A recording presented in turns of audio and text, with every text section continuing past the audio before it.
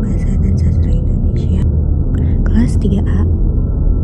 Kali ini saya akan membuat video singkat yang berjudul Pemanfaatan Teknologi dalam Pembelajaran Bahasa Indonesia. Nah, video ini dibuat untuk memenuhi tugas mata kuliah teori dan praktik pembelajaran berbicara dengan dosen pengampu Bapak Dani Hermawan MPD. Selanjutnya kita akan masuk ke pembahasan. Seperti yang semua kita tahu, di era digital seperti ini, teknologi tidak hanya digunakan hanya untuk hal hiburan saja, namun juga bisa menjadi kunci ataupun jembatan kita untuk menambah wawasan kita di dalam dunia pendidikan. Bahasa Indonesia merupakan bahasa nasional kita yang perlu dipelajari dengan efektif dan juga menyenangkan. Pada kali ini, saya akan membahas tentang bagaimana teknologi dapat membuat proses pembelajaran yang lebih efektif, fleksibel, dan juga interaktif. Selanjutnya, manfaat teknologi dalam proses pembelajaran. Saat ini, teknologi dapat membawa banyak manfaat dalam proses pembelajaran bahasa Indonesia. Seperti contohnya pertama, misalnya membuat proses pembelajaran yang lebih efektif menggunakan aplikasi seperti Zoom Meeting, Google Class. Terus juga membuat siswa ataupun mahasiswa dapat lebih mudah untuk mengakses pelajaran ataupun proses pembelajaran kapanpun dengan menggunakan smartphone ataupun laptop.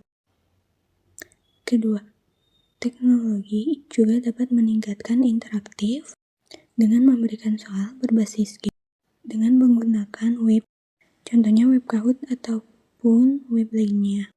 Itu dapat meningkatkan interaktivitas. Ketiga, pemanfaatan media Canva. Guru dapat membuat video pembelajaran dengan menarik menggunakan Canva dengan fitur-fitur yang ada di aplikasi. Selain guru, siswa juga dapat menggunakan aplikasi Canva membuat media presentasi yang menarik ataupun membuat contohnya tugas teks LHO yang lebih menarik menggunakan fitur-fitur yang ada di Canva sehingga dapat meningkatkan kreativitas siswa.